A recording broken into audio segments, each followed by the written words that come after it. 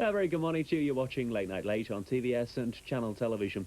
In a moment or so, Pick of the Week. Look back at the best bits of regional television from the past week or thereabouts, from right the way around the ITV network, right the way around the UK. That's presented this week by the Pick of the Week guest presenter, Eamon Holmes. You can see that right after we brought you up to date with the latest news headlines from ITN in London, with the time now at shortly after 3:30.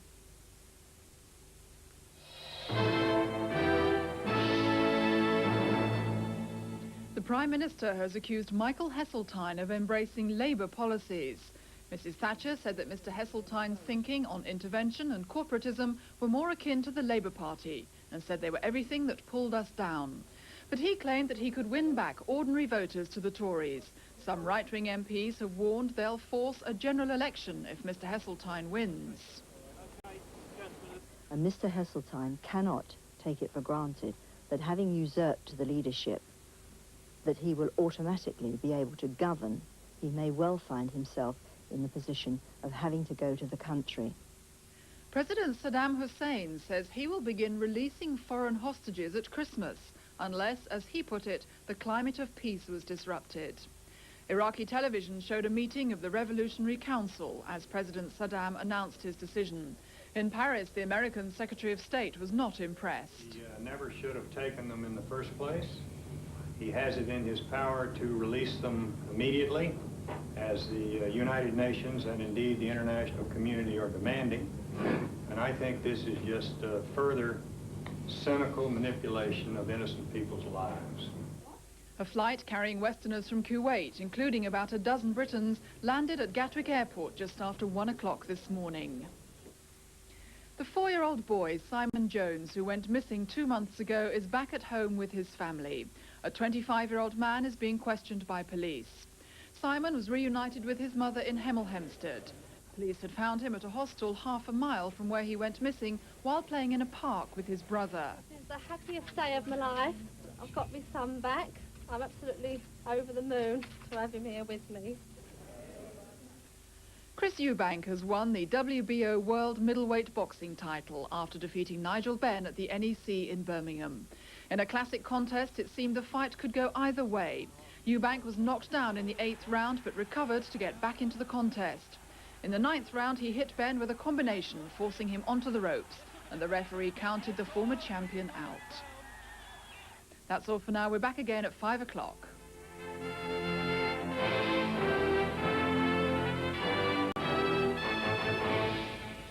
And it's because of that boxing fight earlier on tonight on Late Night Late that we're running slightly late. We're running around about 5 minutes late, and that will continue through until 4 minutes past 5 this morning, when we'll once again join ITN for this morning's edition of the Morning News. Well, Pete Waterman and Michaela Strachan, better known of course as the Hitman and Her, are once again at the Discotheque Royale in Manchester, and we'll be joining them for this morning's edition of the programme between 4 o'clock and 5.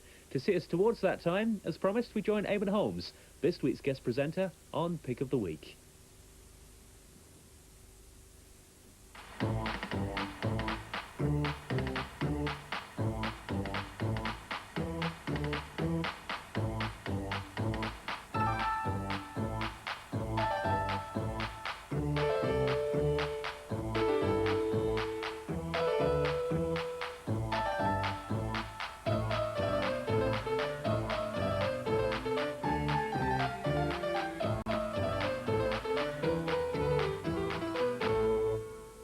Hello there, nice to see you. Welcome to another environmentally friendly edition of Pick of the Week.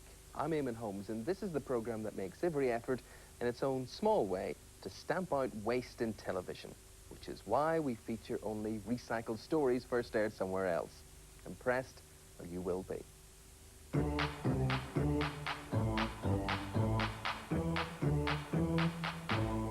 In the programme tonight, how a guru and his garden gnomes beat the poll tax, honestly. Why jumping for joy can leave you with that sinking feeling. And why this dog's in the frame when it comes to snooker, while others aren't quite so good at games.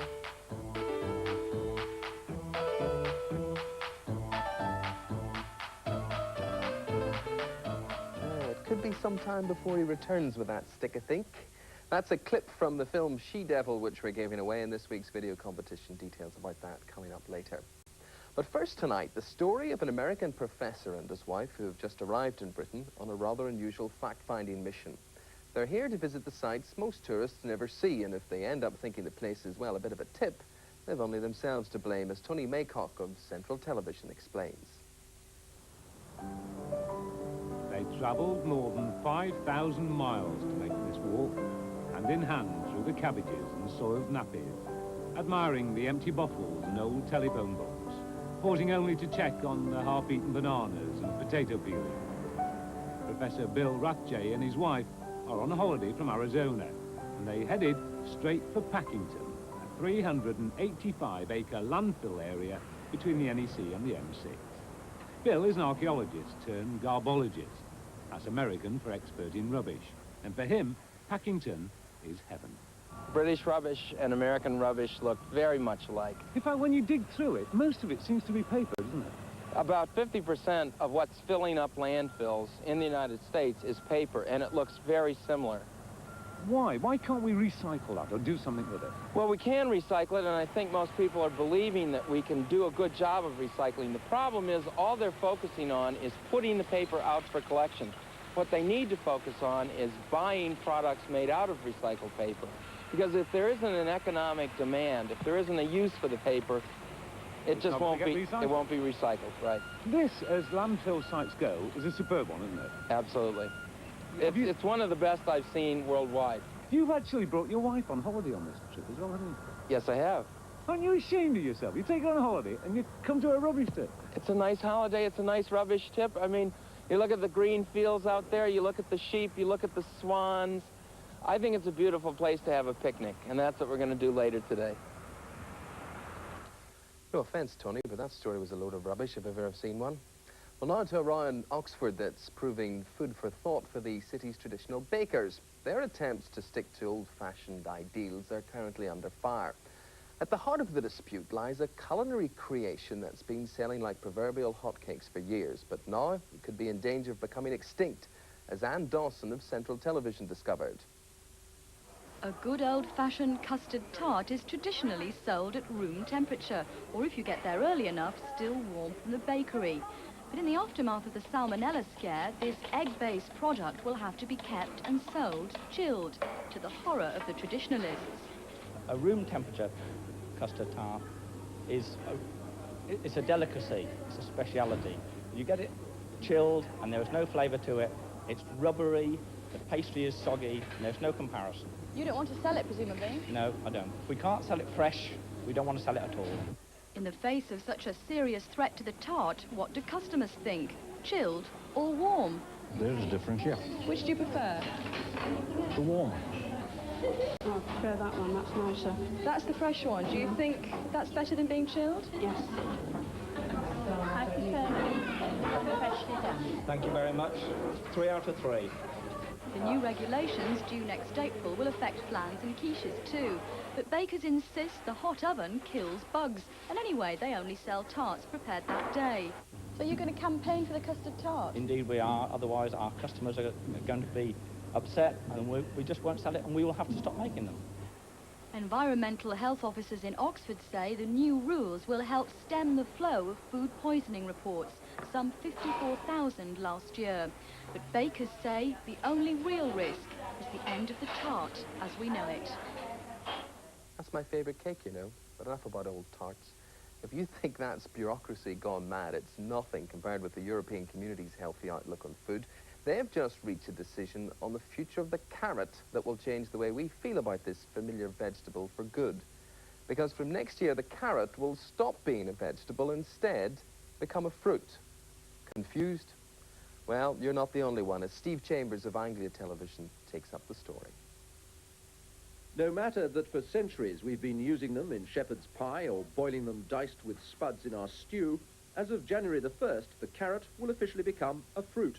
Who says? The European Commission in Brussels, headed by Jacques Delors, no less. Apparently, it's all the fault of the Portuguese, who like to make jam with their carrots. And, argues the Commission, if it's in a jam jar, then it must be a fruit.